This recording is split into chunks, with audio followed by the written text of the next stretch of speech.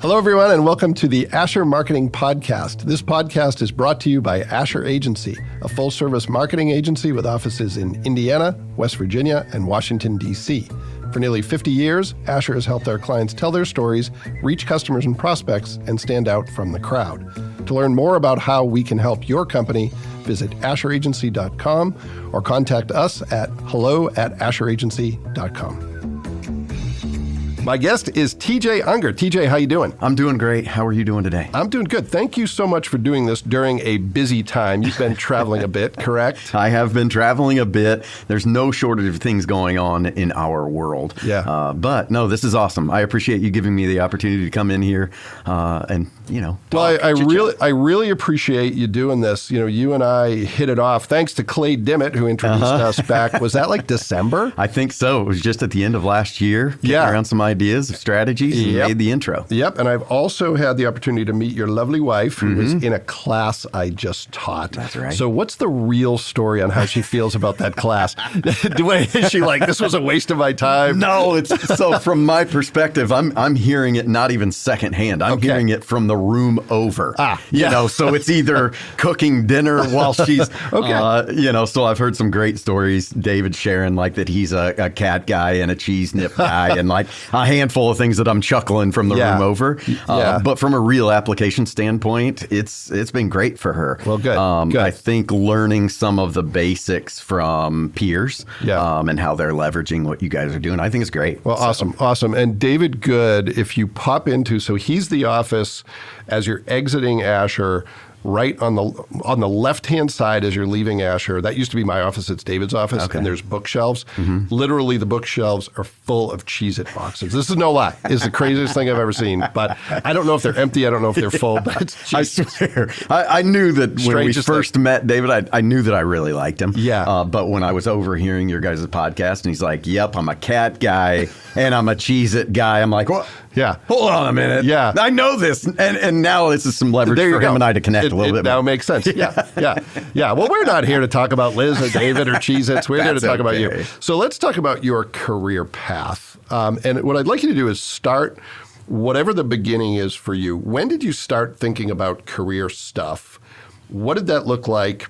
Did you follow a straight path from that, or did it detour? Because you grew up in Wabash, correct? I did, All right, so tell me a little bit about what young TJ Unger is thinking about with careers and where you go from there. So the question of when did I start thinking about my career, I still think about my career today and try to figure out which path I want to take, honestly. But I'm one of those people that I've got a lot of different interests. And growing up, outdoors was an outlet for me. But so were the arts, So when I came to... That's an unusual combination. It's super unusual. The technical sciences, but also the creative element of it. And so I started a path of exploring, not even necessarily career options, but just learning opportunities. I actually went to the University of St. Francis here in Fort Wayne and started in fine commercial art and transitioned. I'm a people person also. Sure. And transitioned over into secondary education. I thought maybe I wanted to be a teacher and an art teacher maybe. I loved my high school art teachers and then continued to explore those things and checking things off the list that I didn't want to do. And so took a hard turn from education back over into the sciences. And really found a love for earth sciences and some chemistries and some neat things like that.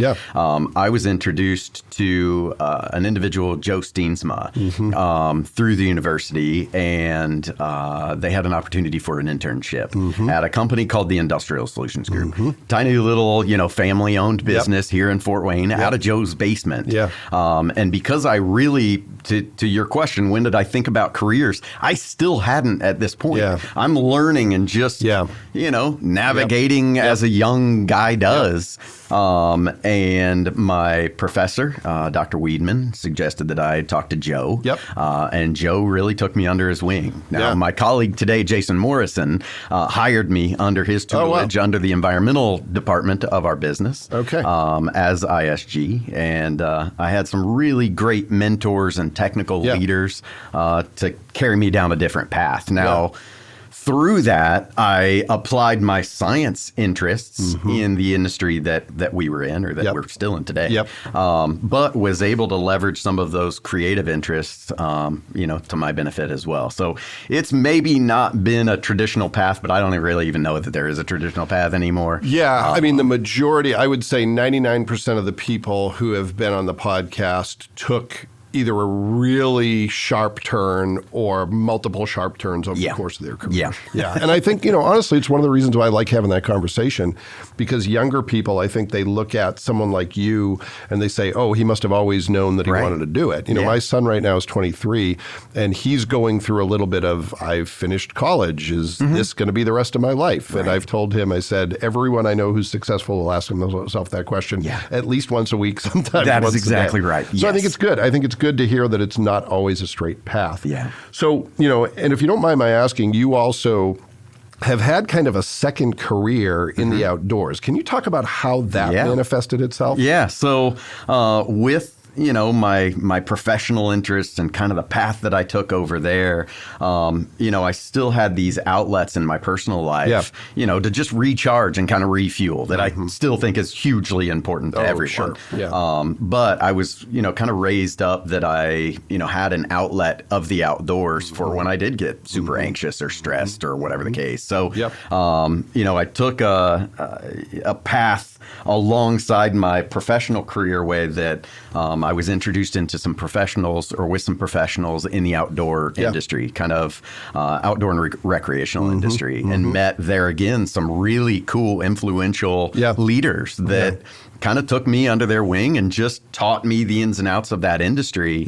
And then, like I said, just kind of took a parallel pathway of learning some marketing and, social media and podcasting and some of these other things in maybe a less traditional industry. But it was a really cool outlet for me.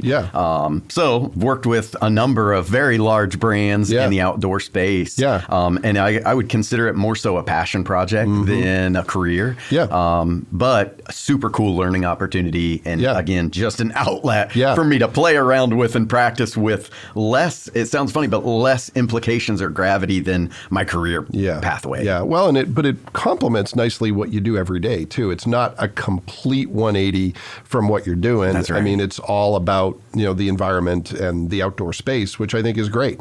When you have something that can be an outlet, it can be a stress reducer, but it speaks to some of the stuff you do every day. That's a great combination. Yes. All right. So let's talk a little bit about this entity called 7Gen. How do you explain it to people? What does the organization strive to do, and what's your role in all that? So we started 7Gen in September 2013.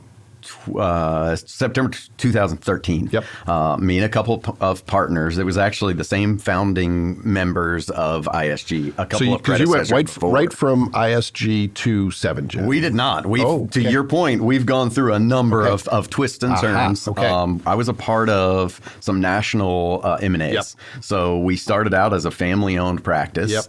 We brokered a relationship with a very large occupational healthcare company called Concentra as kind of a vended relationship.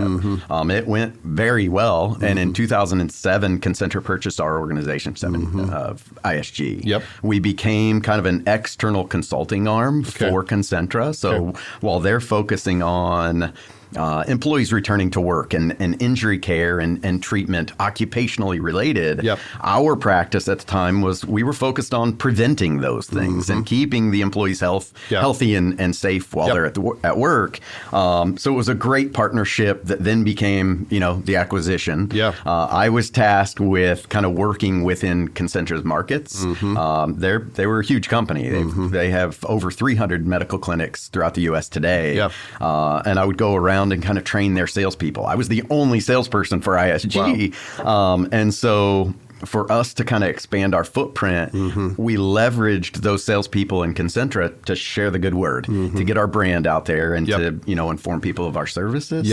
And that went quite well. And then in 2012-ish, maybe 11, somewhere around there, Humana, the insurance company, purchased Concentra. Brilliant business model. And I'm not sharing anything that's not public. Sure. But brilliant business model. Humana, they insure you and I if we're sick or whatever. And it just so happened that some outrageous figure, some super high percentage of Humana's insured were within less than a 30-minute drive of a Concentra clinic. Outstanding numbers. So from an insurance standpoint, they're paying for our coverage, but it's almost just a transition of pockets. We kind of saw some writing on the wall where Humana was divesting of non-core primary care services, and the services that we provide at the time were non-core to primary care. So it afforded me and the partners an opportunity to buy our practice. So today, 7gen, we are a traditional business-to-business service provider. We've got exceptional consultants that are certified in their field of industrial hygiene, occupational safety, health, and environmental, or environmental consulting or compliance. So the services that our group provides, while they do check a box for compliance, for federal regulations, those are the drivers of these types of expenditures. Our services are a little more protective in the fact that we understand the value that our work brings to a business. So by keeping people safe and healthy, they are at work. They want to come to work more so than an unhealthy, unsafe place. And so it, returns for recruitment and retention, and it just makes for a better business. It also maximizes productivity. So understanding these few things, but then, what we were talking about before, the parallels between my interests and my passions are also direct in line with what we do as a business in keeping the environment clean, protecting our environment. So our consultants are also charged with evaluating operational impacts and providing recommendations to minimize those impacts and keep our communities clean and our people protected. So really cool, meaningful work that we do. And it's been a lot of fun, challenging in a good way. But to build a business from, essentially scratch as 7gen, coming from a company like Concentra and Humana that have very strong brand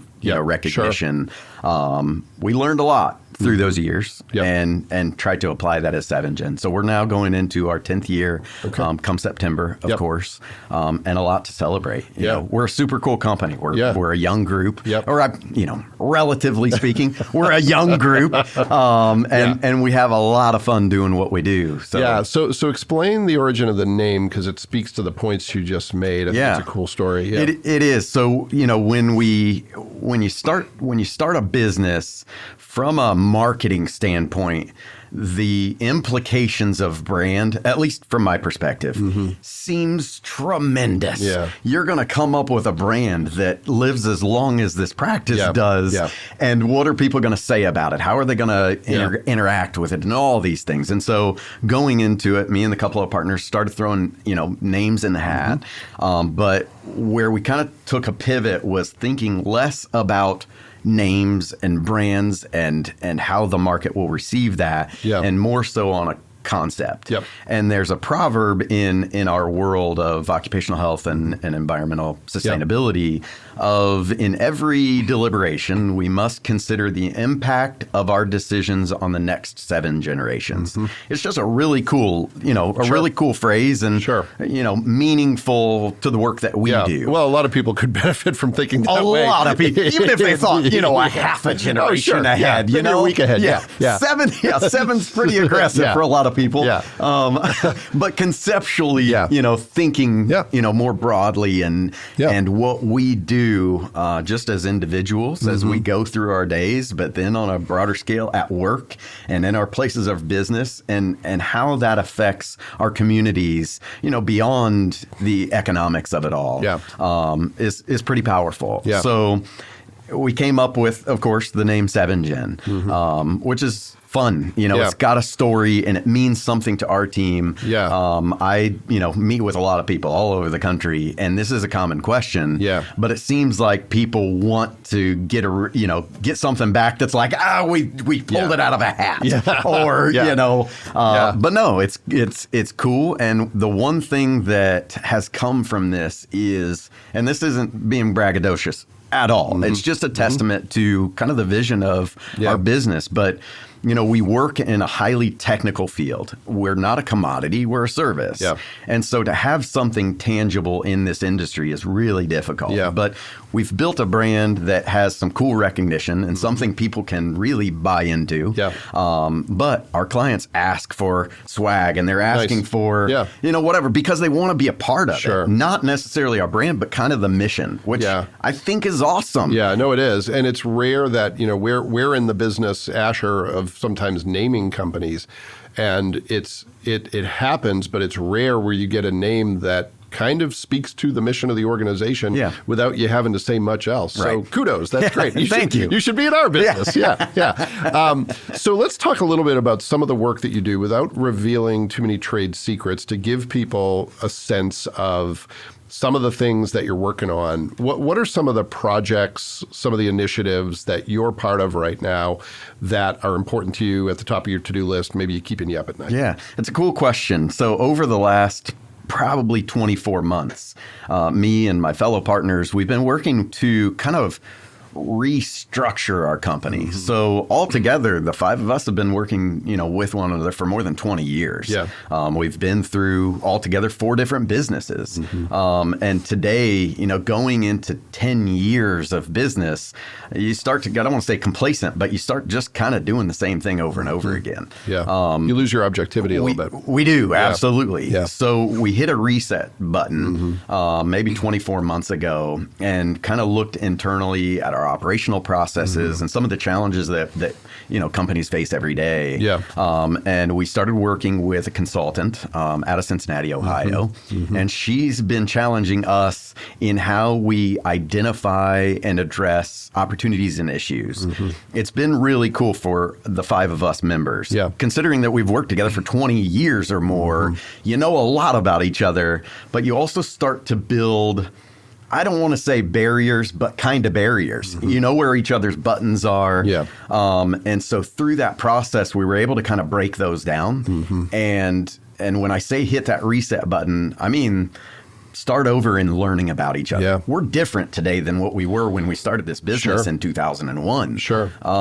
Very different. And so learning how each other operates today, and some of our, visions and goals individually, and getting back on track, that's been the biggest change for 7Gen over the last 2 years. Yeah.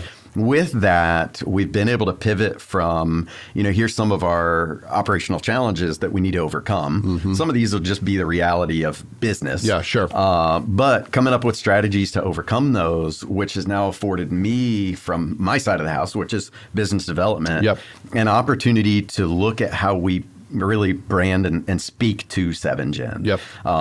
So that really started our relationship here. So you'd mentioned Clay. Clay joined our team, and he is exceptional. He is one of those individuals that kind of embodies our culture at 7Gen. And so we're leveraging that model or mentality of we need more like-minded professionals to elevate the business. Especially as competitive as it is for talent. Oh, absolutely. Yes. So beyond those challenges, focusing on what we can do that's, fun and strategic and well aligned with, where we want to head over the next 10 years and 15 years, and map these goals out and work backwards to figure out what it's going to take to get there. It's become, super exciting again. Not that it ever lost its, luster, but, it becomes a job at some point. Well, and I've been at Asher now for 18 and a half years, and it's been fun the whole way. But, when Kara Kelly bought the business in July, Kara, our now CEO, and Megan Bennett, our CFO, it was just new energy, right? There was nothing broken before, but you don't want to get complacent. If you're not moving forward, you're going backward, right? So I get it, and that fresh perspective and a fresh look at everything. The world moves so fast that, it's really easy to get caught up in the day-to-day, especially when you're busy. Sometimes you need to kind of hit the brakes and say, all right, let's make sure that we're bringing our best effort to this and not missing anything. So I think that's great. Talk a little bit about some, again, without revealing too much, some of the types of organizations you work with. What challenges do they tend to throw at you? Yeah, so we are tasked with, working directly with primarily industrial manufacturing. And I say tasked with that because it's not traditional business. We're not going in and selling a product that you can just communicate a return on investment or compare, competitors super easy. We're talking about a service, and some of our differentiators are because of our people. So primarily we're working in industrial manufacturing, automotive, healthcare and medical device manufacturing, and food manufacturing, food and kind of food-based products. I don't know if you've seen the shows, maybe you have, but How It's Made. It used to be a program on Discovery or whatever. That's very similar to the job that we have. It's evaluating how these materials are made. So taking a raw material, manipulating it, and turning it into something else. There's a great deal of risk associated with that. From our people risk to environmental risk. So our team of consultants, we go into these facilities all across the country and evaluate how it's made, their process, and identify their areas of risk. Risk for compliance, of course, OSHA and EPA type regulations. But that's the fundamental of it. But really, their risk in business. If they don't do these things, what can it cause? Or if they do, what's the return? So evaluating those risks and providing solutions in partnership with the company to minimize, safety risks and health risks. And, As that infers, you've got some really smart people on your team. Very. Talk a little bit about your team. What are some of the skills they bring to the table, and what are some of the ways in which you find them in a competitive environment? It is. Everyone knows the labor market it's tough right now. Yeah, and if I can interject for a second, one thing, I don't want to talk about Clay too much or he'll get a really big head, but no, Clay's a great guy. So, one of the things that impressed me before you and I met was how excited he was about his job, right? He had changed jobs a couple times, and he called me, and I don't know Clay especially well, but I met him through something we were doing with Indiana Tech, and he was just over the moon about his job, which is always cool to hear. So, I'm going to throw another question at you. Tell me about the people who work for 7Gen. How do you find them, and what do you think it is about your culture that makes that happen? Yeah, great question.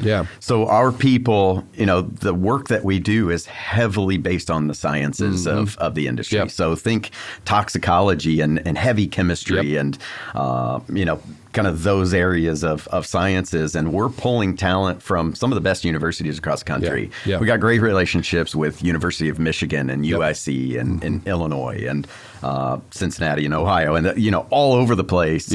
But we're able to leverage those groups to understand how they're tailoring their curriculum to apply to our field of study in our industry. So some of our professionals today are well embedded into some of these educational programs to bring an awareness to the work that we do. So, if these students are studying something like industrial hygiene, off the surface, it seems like a very laboratory setting and, evaluating chemicals and all of that sort of thing. But in reality, our industrial hygiene team, while they are highly technical and highly trained in these sciences, they're people, that just care about other people. It's just their focus is based on, those heavy sciences.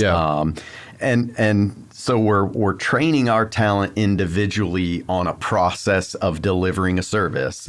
But their background is coming from, a high degree education. So, masters of public health and a variety of other sciences. But ultimately, what we're trying to do is pull in those highly educated, trained professionals alongside with kind of the softer skills. So you point out Clay, he has, really, he kind of embodies that people person mentality. Super easy to connect with right off the surface. Very likable guy.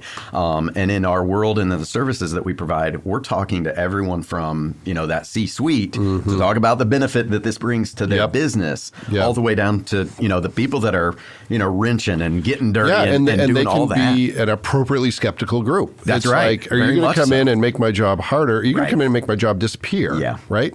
So I'm sure it's a tough crowd. It is a very tough crowd. We're talking about unionized, places that, they're tough times to kind of navigate, but having those, kind of personality traits and being able to, be flexible enough to carry those conversations at any degree of the organization allows our team to be really successful. Yeah. Now, with that, I think one of the things that we do differently now, I don't know, you probably get weird looks when I say this, but I don't keep a pulse on what our competitors do. Mm-hmm. I really don't. Yeah. I'm very proud of what we do and focus on what we do well. Yeah.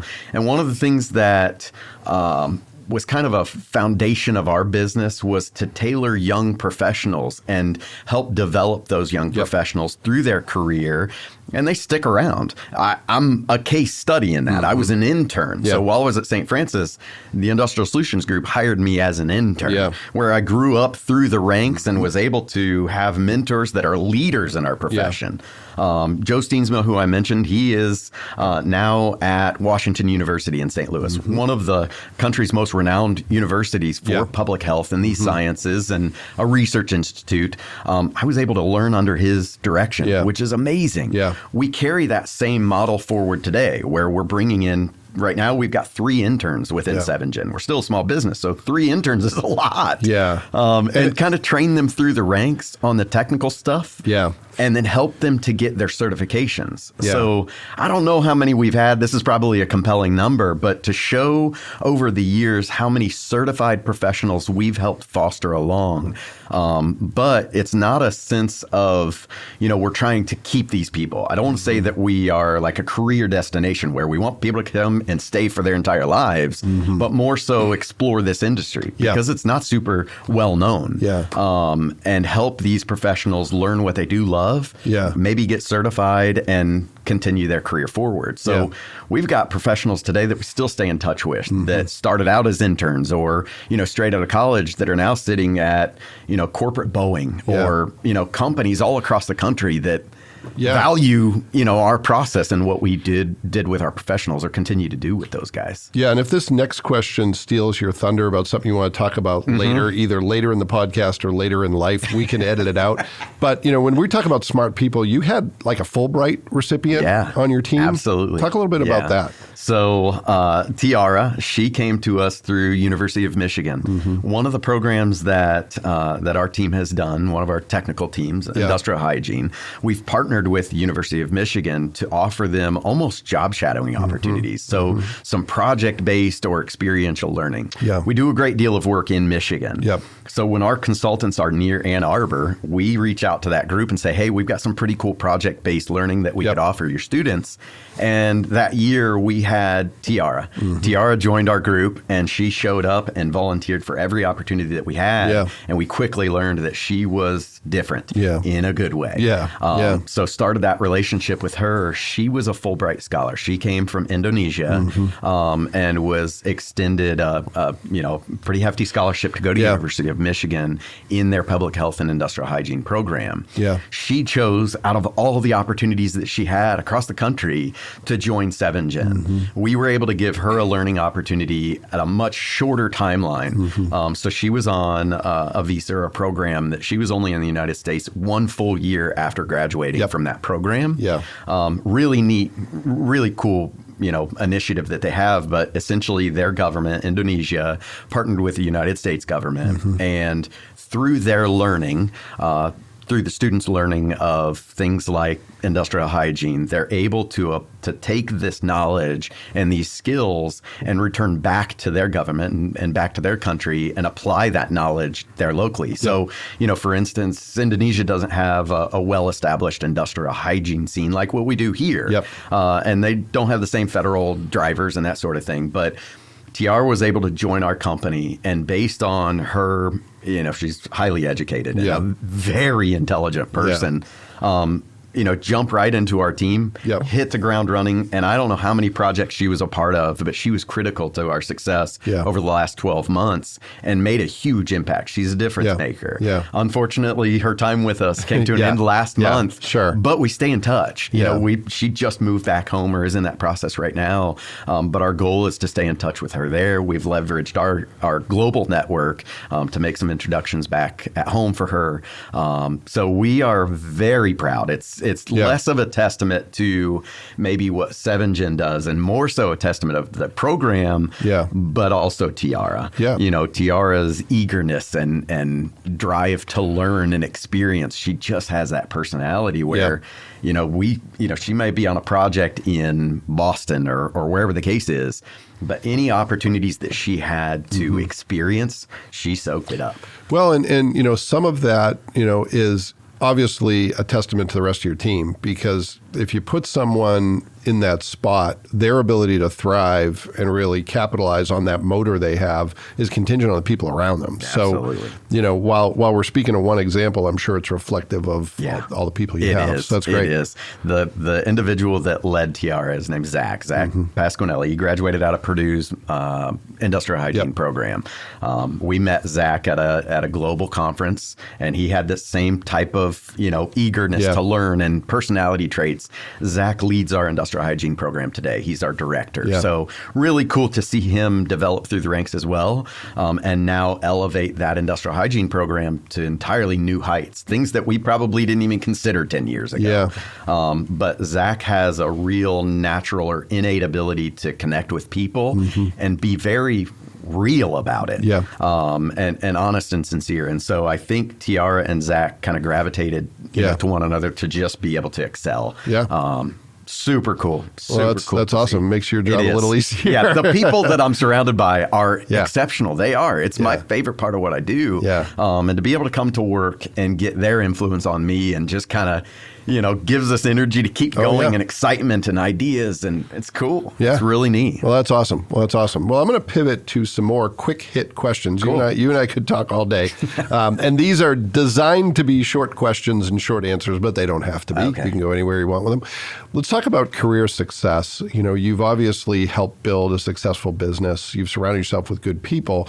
But what would you say is the one thing you've learned about having a fulfilling, successful career that you most want to share, the secret to your success, if you will? There's a couple of things. Number one, my mentors were really influential. I mentioned a couple of them, but just having somebody to be open to other ideas and to be able to share and not really care, you know, what they look like or what it sounds like, and just kind of take risks of being uncomfortable. I was able to learn from these guys, and it seemed like at the time they were giants in this space. But, you know, they're taking me, who I was clueless on anything, under their wing, pushing me out there and say, try it. An example that I had with Joe, when we were first, you know, a part of Concentra, we were still proving ourselves. Joe gave me an opportunity to speak to all of the medical directors within the company. I don't know how many hundred were in there, but we're talking about highly educated, very smart individuals that have done this for a lot longer than I have. Probably really good BS meters, too. That's exactly right. And the opportunity was for me to present to that group. I failed miserably. I bombed that presentation. Joe didn't say anything disparaging. He was nothing but supportive in the fact that I did it. I stood in front of that group. I tried something new. I felt like I was 14 years old. But just pushing me out there and knowing that if it sucks, doesn't matter. People don't remember that. I remember it, but that group of people, they don't remember any of those things. And just a willingness to try it, a willingness to maybe fall down and get back up and try it again. That was really cool. It showed me that I had a bigger maybe space to and room to kind of wiggle around. Yeah, it's nice to have that safety net. You know, one of the things the two brothers who founded Asher, I felt like there were mistakes that I could make once that at other places they might be terminal, but they weren't going to be terminal. There were mistakes I could make that would be. Oh, for sure. And if I kept making the same mistake, probably would be. They were a forgiving sort. But you know, that's how you learn, right? And that's trying stuff. The experiential part is the only way you learn. So when you have leaders and mentors who are willing to give you that opportunity, even if it's not going to be as good as they could do it, and maybe it's, you know, something you're going to have to fail before you succeed, I think that's a real gift when people do that. It is awesome. It's a great way to learn and practice and all of those things. So that was probably earlier in my career where I was still kind of learning from those guys. But I'll say something really obvious. Just approaching it we're all people. We're all struggling in different ways, and we're all succeeding in different ways. But at the end of the day, we're human. We're people. And being able to go into this and not put somebody else on a pedestal or put yourself lower on a pedestal or whatever the case, we're just human beings, and we're just talking, and we're connecting, and I may have a solution for you, and likewise, if you have something for me, I'm open to it. And learning from each other and collaborating, and just a willingness to be honest and kind of transparent in this stuff, it goes a long, long ways. And the people that don't accept that, it's fine. I don't need to spend time with these, those individuals. Oh, sure. But, well, and it's one of those things that it might sound obvious, but I don't think it's applied as often as it should. It's not. No. Well, that's good advice. So I guess I'll just kind of summarize that by approaching people as just an equal and understanding that we're all going through something and that we should all try to work together. And, it's cool. It's meaningful work that way. Well, and something you said in that I think is important for people to hear, and I don't say this lightly because I've been really fortunate in my career, and I suspect you have been too, but there's plenty of opportunity out there. When people say no, it's kind of like, great, you just helped me learn where I don't need to spend my time. And I can go over here. And, if you're confident that, and for me, and I suspect this is true of you, when I'm talking to someone about doing business with Asher, it's not even self-confidence. It's like, I work with really smart people, and you would benefit from working with them. If you don't want to, that's okay. But they're really good. They're really good. And, and I said this about Jenna, one of my coworkers today, to a friend I was having lunch with. I said, anything I do that's good is because of Jenna. Anything I do that sucks is because of me. But, when you work with a team of people that give you that grace, it's kind of, you're not really selling, you're just telling a story. It's like, here's what they do. Here's why they're good. And if you want some of that, great. If you don't, that's okay too. It's a lot of fun I'm in sales and business development, marketing, but when I'm surrounded by people who care and who are really great at their work, it makes my job so easy. I'm just bragging about the people that I get to work with every day. But I think it's where you come back to the culture piece too, because, here, and I suspect there's a lot of parallels with 7Gen, is we really don't tolerate people who, when the phone rings, they run away. It's kind of like everybody's in the sales business, everybody's in the business development business, everybody's absolutely in the service business. And when you find that, it's like, I'm not going anywhere. Because that's not, unfortunately, the way the world is as a whole. But organizations can build that. It takes time, it takes effort, but that's where you want to be. So totally agree. I think I spent more time answering the question I asked you than you spent answering the question. We're just talking, we're just a couple of people. All right. Next quick hit question. Quick hit. So for those listening, that was air quotes. Okay, second quick hit question. This could be about your industry. It could be about 7Gen. It could be about the work you do. What is a myth or misconception you want to clear up, or something that isn't as well appreciated as it should be, that should be amplified? Oh, gosh, Anthony, that's a hard question. I don't even know. Myths within our industry. We, while our consultants are helping companies to maintain compliance, so 7Gen, it is about compliance. There is that factor.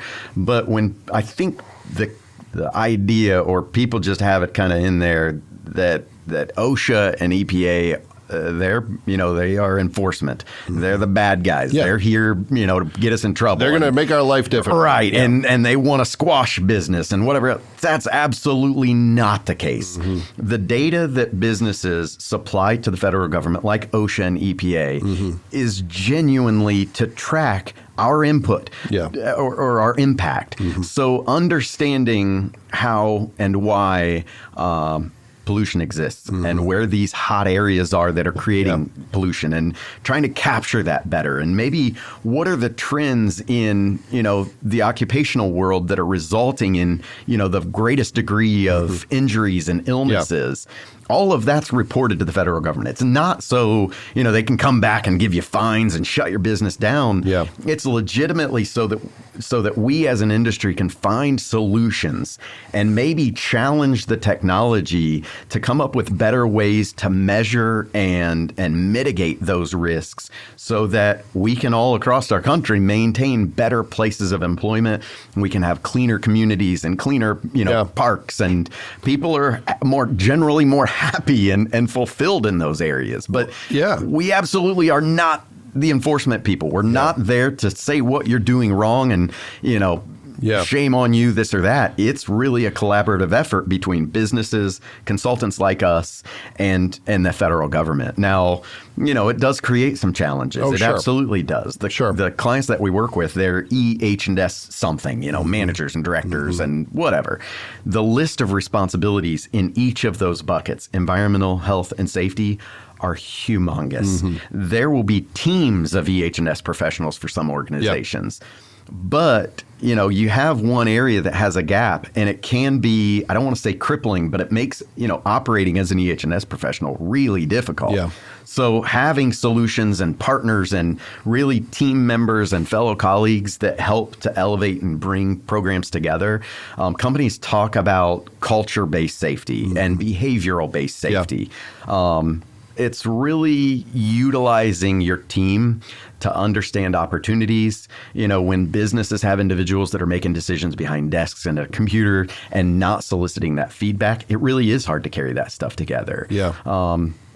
This was a quick hit answer. Well, I think it was maybe I just say yes. I think it's important for people to hear that, though, because OSHA is a 4-letter word, right? To a lot of people, it's a dirty word. But when you look at the occupational standards in this country compared to the rest of the world, they're pretty good. They're pretty good. And the reason for that is there's standards. That's right. So, I think that's great. I think that's something you don't hear often enough. And it's not, there's waste and there's problems in every industry.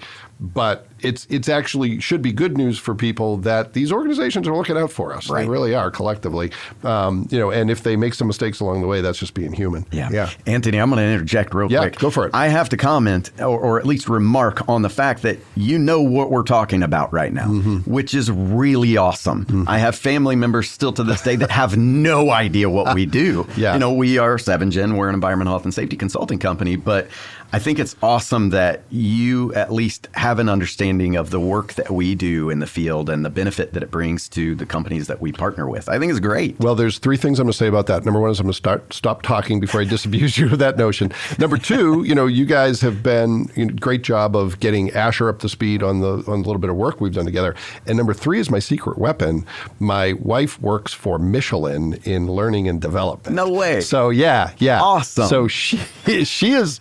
It's no surprise to anyone listening to this that she's the brains of the operation. Yeah. But there's days when we work from home together, and she's on the second floor talking about real problems and all these occupational issues, and I'm downstairs, and every now and then she'll yell at me, "I would have gotten fired for that." Oh my God! So it's great to have that counterpart in the home. Yeah, for sure. So we talk about Liz and some of the things that she's benefited from your courses.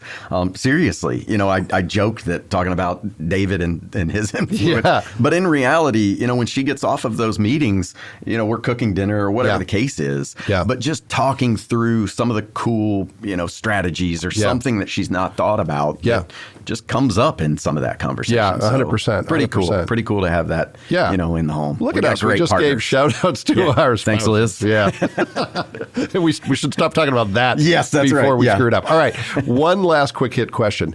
What's something that informs your work? For some people, it's a book. For some people, it's an app. For some people, it's something intangible that is important to you that you think deserves a shout out. Well, there's a couple of tools that I use. Yeah. So first off, focus on the tool. So with COVID, everybody took a massive shift. Yep. A big part of what I do and my team does on the business development side and kind of strategic account management is ongoing engagement with our clients. Our clients are national in scope, so they may be all over the country. Yeah. And you're not going to bump into them at the grocery store. Probably not. It doesn't happen very often. And so the tools that came from COVID, we all reverted back to home offices and that sort of thing. But the tools that came from COVID that people thought were probably pretty temporary that have stuck around have been hugely valuable to me and our team.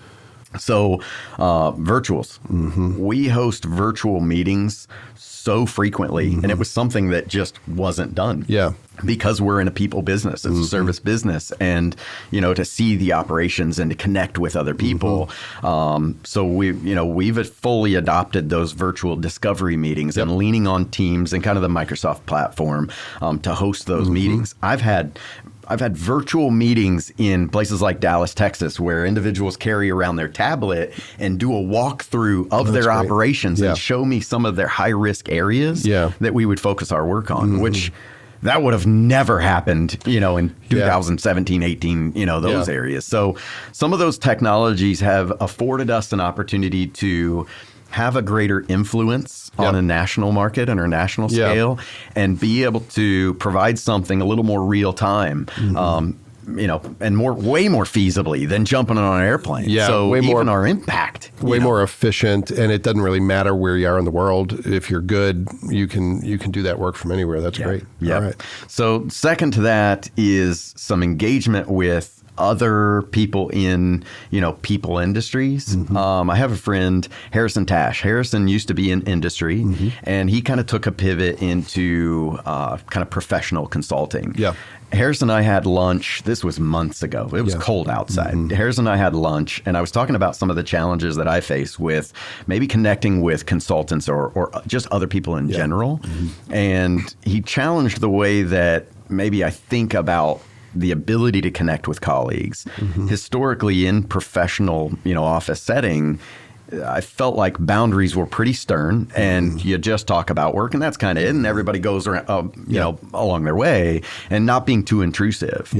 But through Harrison's work, he had suggested that, take a deeper dive and really connect with people. It sounds super obvious. Yeah. And I think at one time I did that very well, but just got away from it. Yeah, sure. So kind of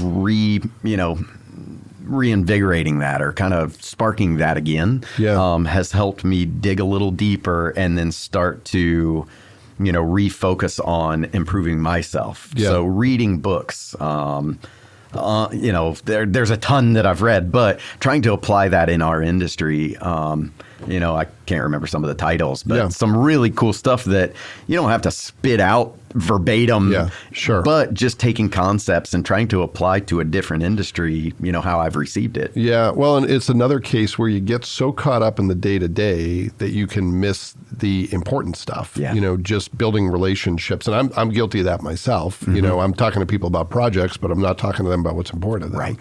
So, if you're missing that, it's a pretty big miss. Yeah. I have some work to do, I guess. I just, the more you're talking, I'm like, boy, I better circulate around the building and say hello to some people. Yes. But that's why we do this, to learn, right? Yeah.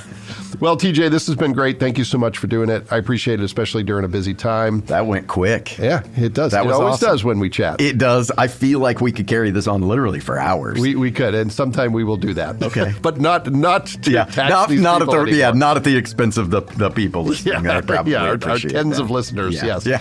Well, thank you so much. Really appreciate it. Thanks for being a guest on the podcast. Anthony, this is cool. I appreciate you having me in. And thanks to everyone who took the opportunity to listen to this episode of the Asher Marketing Podcast. We'll be back next time with another great guest, and we hope you'll join us then.